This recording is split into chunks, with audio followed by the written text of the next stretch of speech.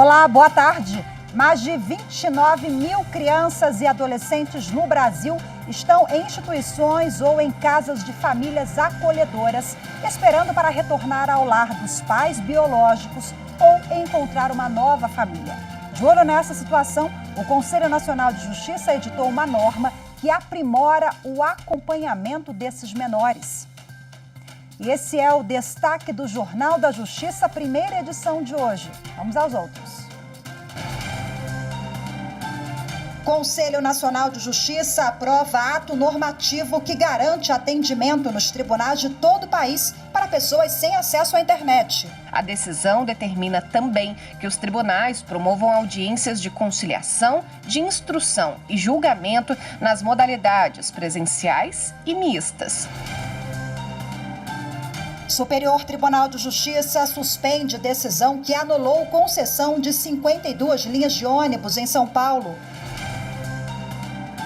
E ainda, depois de recorrer à justiça, finalmente o pequeno Biel recebeu a dose do medicamento mais caro do mundo, o Zolgensma. A doença de Biel provoca a morte celular do sistema nervoso que controla os músculos.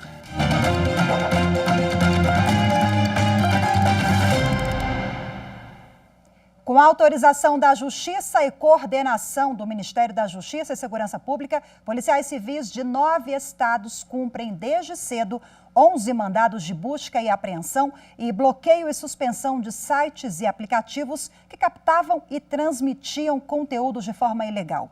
Também foram removidos perfis em redes sociais e em buscadores de internet.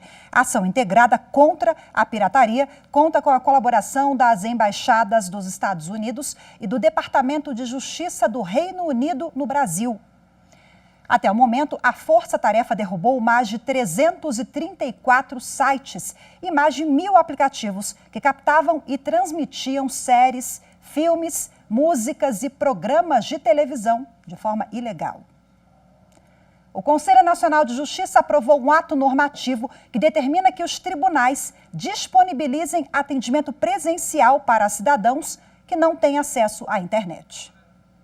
A norma prevê que órgãos judiciários ofereçam estrutura que garanta o amplo acesso à justiça, servidores que encaminhem aos juízes requerimentos formulados nesses atendimentos e o auxílio do cidadão em tudo o que for necessário para uma prestação jurisdicional eficiente.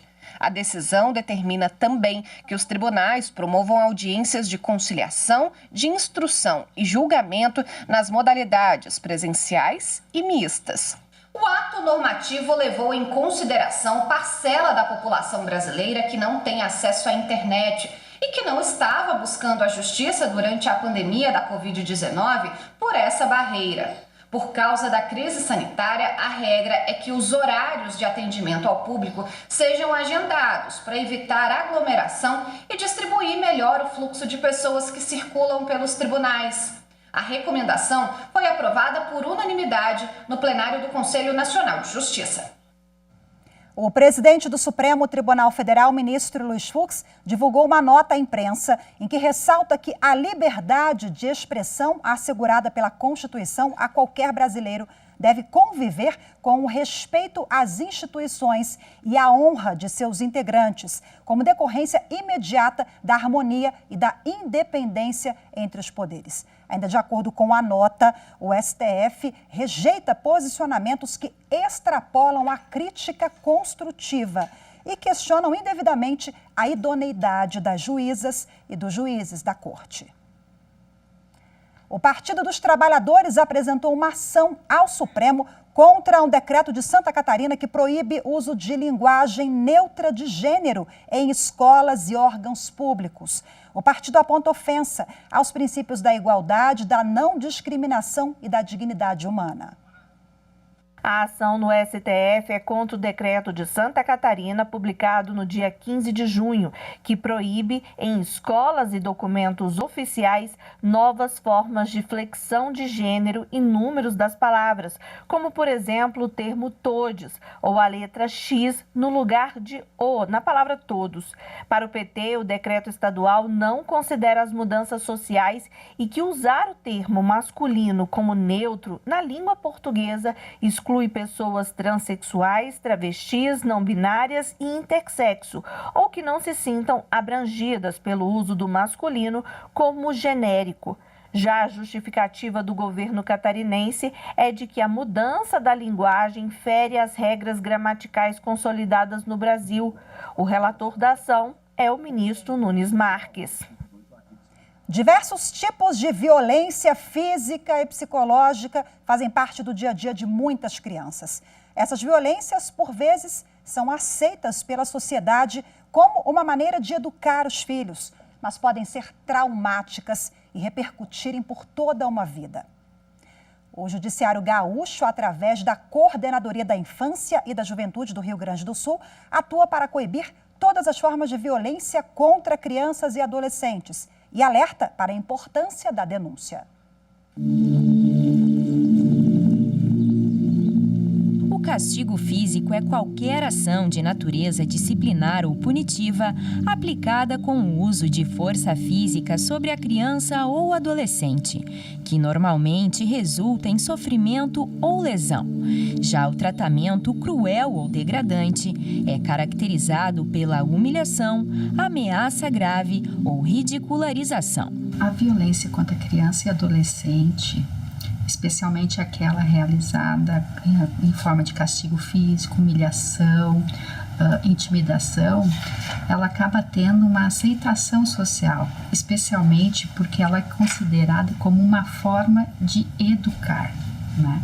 No entanto, essas violências, elas trazem consequências na vida e no desenvolvimento dessa criança e adolescente durante toda a sua vida, né? Então, são problemas sociais, emocionais, psicológicos, né?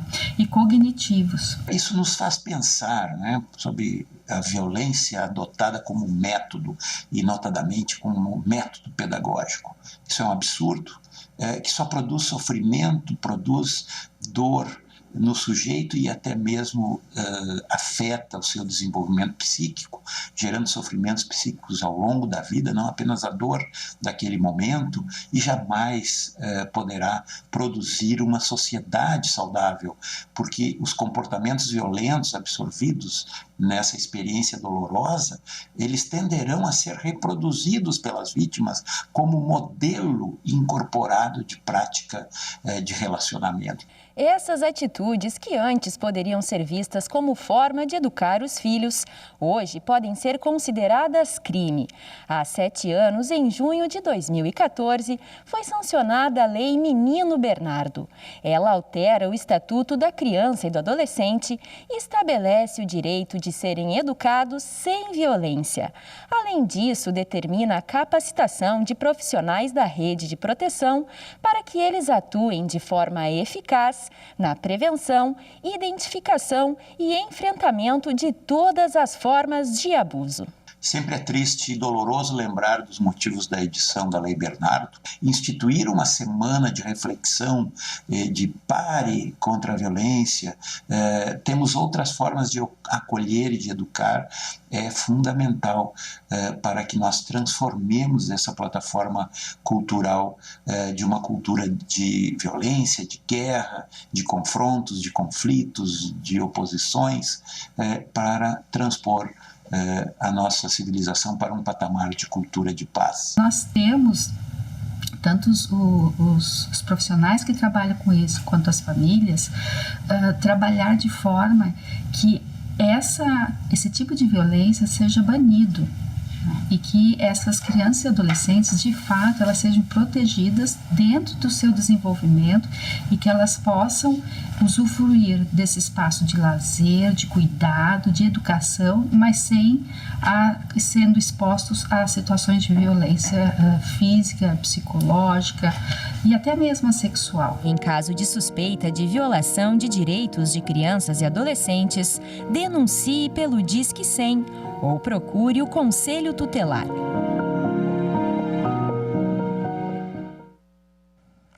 O Superior Tribunal de Justiça suspendeu decisão que anulou a concessão de 52 linhas de ônibus em São Paulo.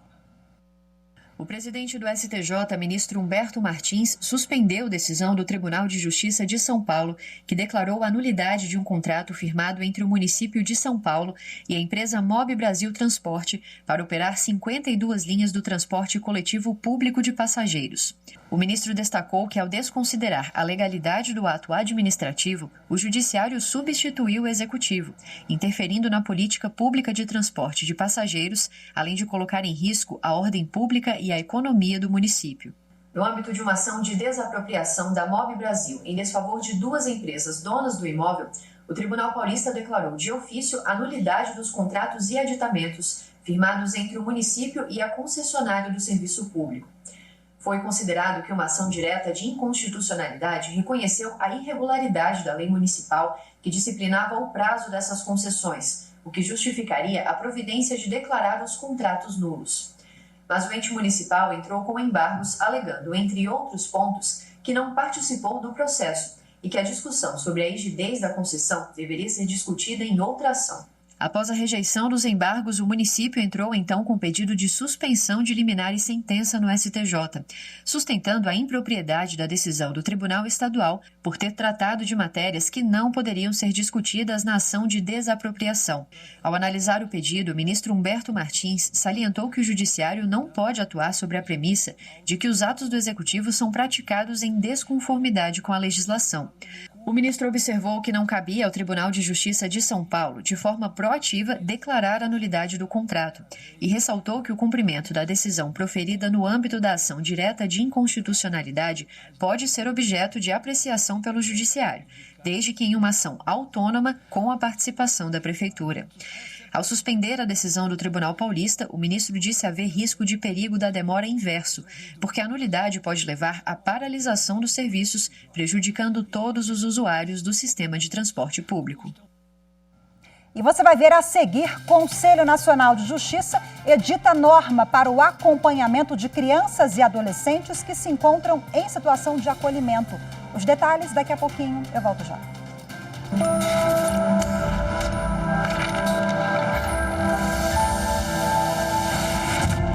A Constituição de 1988, ela é um avanço significativo na história brasileira, porque nós viemos de uma ditadura e a Constituição ela trouxe uma nova ordem jurídica, uma ordem baseada no direito, uma ordem democrática. Aliás, toda democracia deve ser baseada no direito.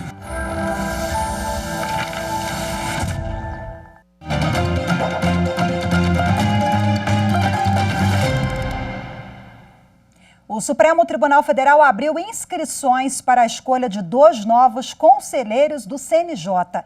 As vagas são destinadas a desembargador de Tribunal de Justiça e a juiz estadual. Os magistrados serão escolhidos em sessão administrativa do Supremo e vão substituir os conselheiros Luiz Fernando Tomasi Keppen e Mário Augusto Figueiredo de Lacerda Guerreiro, que deixam o Conselho Nacional de Justiça em novembro.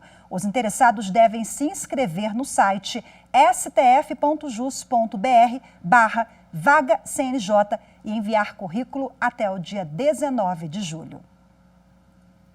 O Conselho Nacional de Justiça editou uma norma que aprimora o acompanhamento de crianças e adolescentes que se encontram em situação de acolhimento.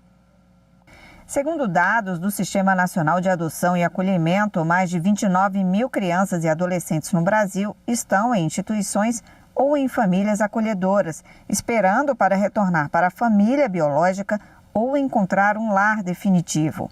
O acolhimento se faz necessário quando a criança passa por situações de violência, abuso ou negligência e é preciso retirá-la do poder familiar. Embora as medidas de acolhimento tenham a finalidade de proteger as crianças e adolescentes em situação de vulnerabilidade, elas devem durar o menor tempo possível para que o rompimento com novas rotinas e novos vínculos não causem traumas e sentimentos de frustração. Para isso, o Conselho Nacional de Justiça modernizou o formato das audiências concentradas, que são os encontros com familiares, conselheiros, tutelares, psicólogos e assistentes sociais que auxiliam fornecendo as informações necessárias para que os juízes decidam sobre o destino destes menores. Entre as novas diretrizes, o Conselho Nacional de Justiça recomenda que as audiências concentradas sejam realizadas semestralmente, nos meses de abril e outubro ou maio e novembro, e que ao final delas, cada vara faça a atualização eletrônica do Sistema Nacional de Adoção e Acolhimento. O objetivo é simplificar o processo. É simplificar a exigência que é feita aos magistrados de preencher questionários eletrônicos.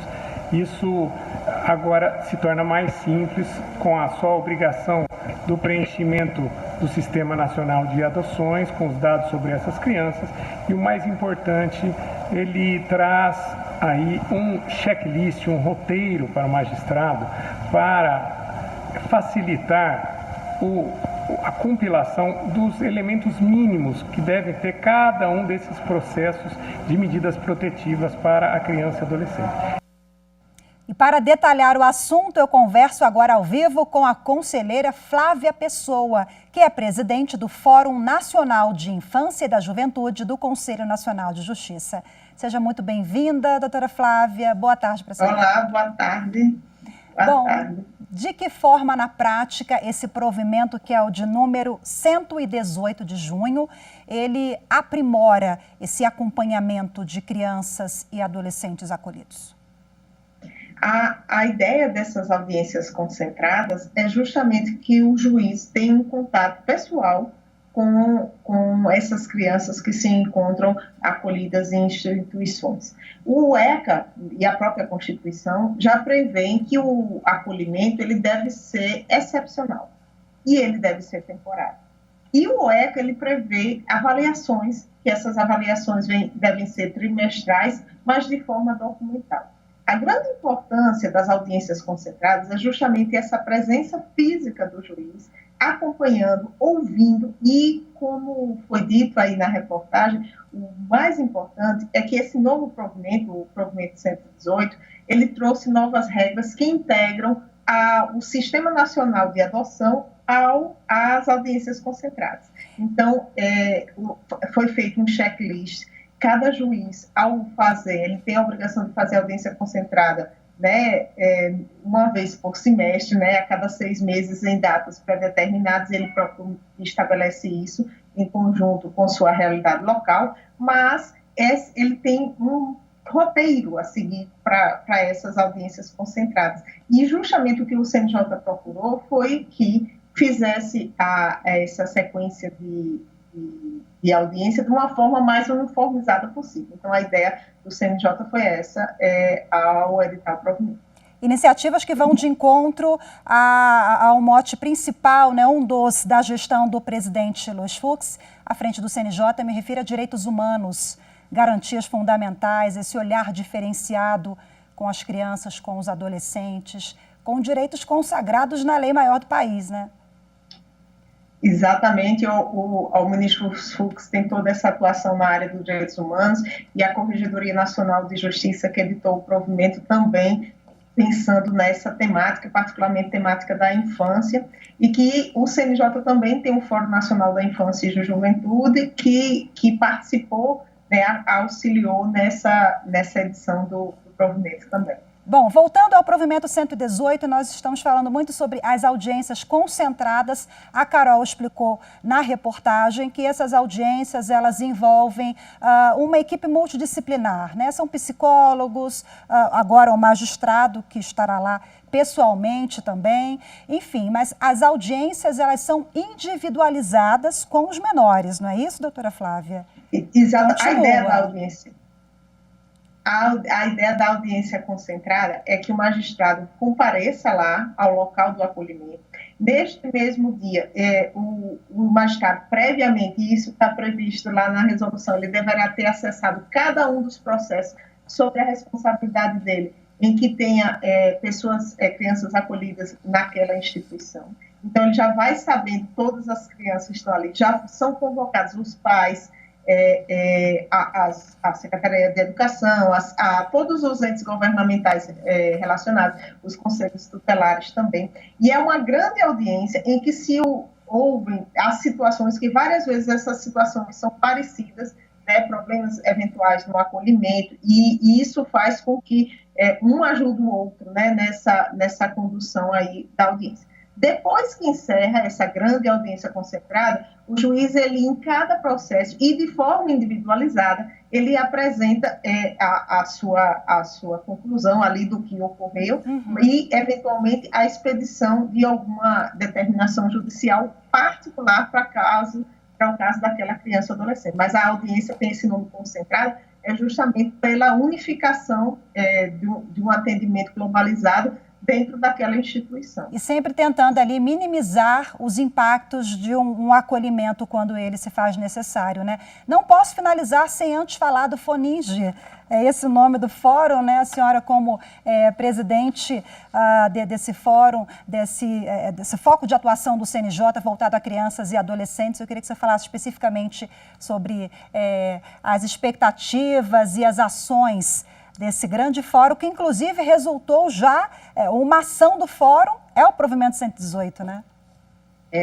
O Fórum Nacional, ele existe desde 2016, ele é composto por juízes de todo o país, ele ajudou a iniciativa da Corregedoria, mas ele fez parecer nesse Provimento 118, e o FONINGE tem várias ações, tanto ligada à justiça juvenil, que é aquela relativa aos atos infracionais, quanto à justiça protetiva, que é justamente o que a gente está conversando aqui, que envolve as adoções, envolve as medidas protetivas, e também em relação ao mundo do trabalho, ao trabalho infantil, também com atuação nessa área. E um grande projeto que a gente está acompanhando e a gente promete entregar agora no segundo semestre, é um grande modelo, a gente está fazendo projetos pilotos na Bahia, no Amazonas, em Roraima, em Mato Grosso do Sul, que é justamente um modelo de depoimento especial quando a criança ela é vítima de violência ou testemunha de violência e ela é de comunidades tradicionais. A gente já tem um trabalho que já foi desenvolvido anteriormente relacionado ao depoimento especial de uma forma geral, mas a gente se preocupa também quando esse depoimento especial ele é tomado em relação a indígenas, a quilombolas, que têm uma cultura diferenciada e que precisa ser respeitada. Então, excelente, vamos falar sobre esse projeto, com certeza, vamos falar bastante agora no segundo semestre, e a senhora, por favor, volte aqui, porque é excelente iniciativa, depoimento sem dano, né? Inclusive já tem até um projeto com esse nome, de novo, minimizar os danos e fortalecendo aí direitos e garantias fundamentais, direitos humanos, o foco do nosso presidente, né? Conselheira Flávia, é um prazer conversar com a senhora mais uma vez, muito obrigada pela participação, boa tarde. E você vai ver a seguir, com a autorização da Justiça, a Polícia Federal faz uma operação para combater furtos e roubos em agências dos Correios e instituições bancárias. As informações daqui a pouco no próximo bloco, eu volto já.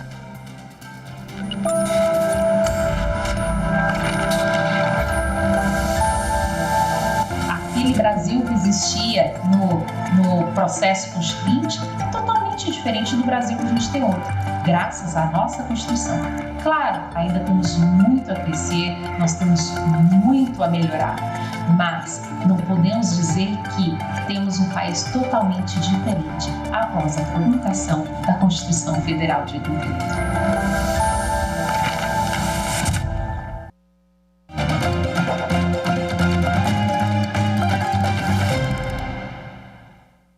Com a autorização da Justiça de Pouso Alegre, Minas Gerais, a Polícia Federal deflagrou hoje a Operação Policial Tracking para combater furtos e roubos em agências dos Correios e instituições bancárias em pelo menos 3 estados.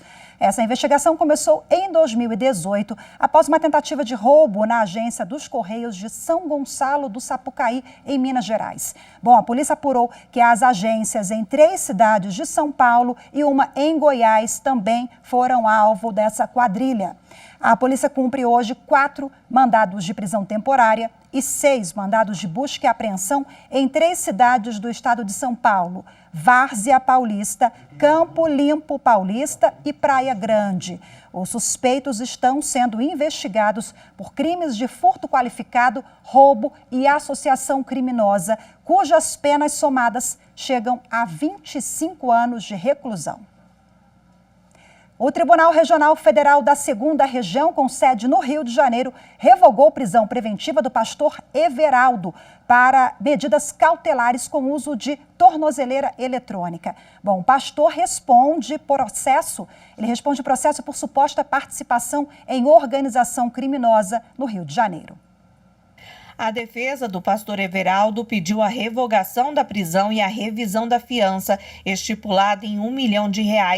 Ao analisar o pedido, a Justiça Carioca revogou a prisão preventiva e aplicou medidas cautelares, com o uso de tornozeleira eletrônica. Também cancelou a fiança, por entender que o alto valor impossibilita o pagamento, ferindo o direito de responder o processo em liberdade.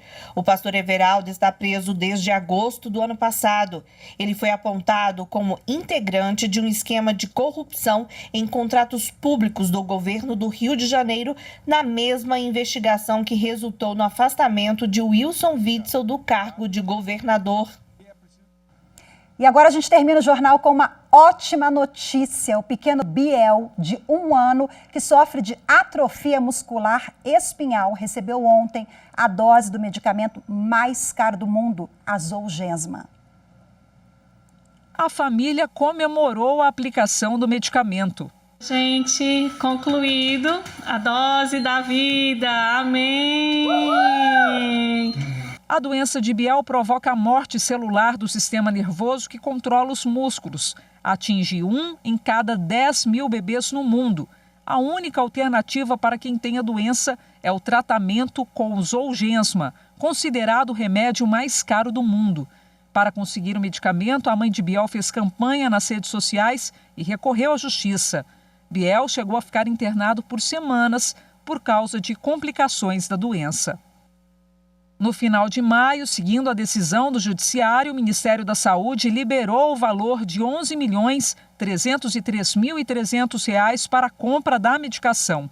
É um processo exaustivo, emocionalmente desgastante, oneroso, que envolve a vida de uma criança, que já se arrasta por quase 1 ano, onde tivemos 3 negativas, mas em nenhum momento desanimamos, persistimos, recorremos, vencemos e finalmente tivemos o dia Z. Perto de completar 2 aninhos, enfim, a Batalha de Biel foi vencida. Viva Biel! Viva! Seu milagre aconteceu, meu amor! Foi! Que coisa linda, dose de esperança, dose de vida. Já parabenizo o pequeno Biel, que vai completar 2 aninhos daqui a pouco. Muita força, saúde para o pequeno Biel e toda a família. E para vocês que me acompanharam também em mais uma edição. Uma ótima tarde, grata pela sua companhia. Nos vemos amanhã. Tchau, tchau.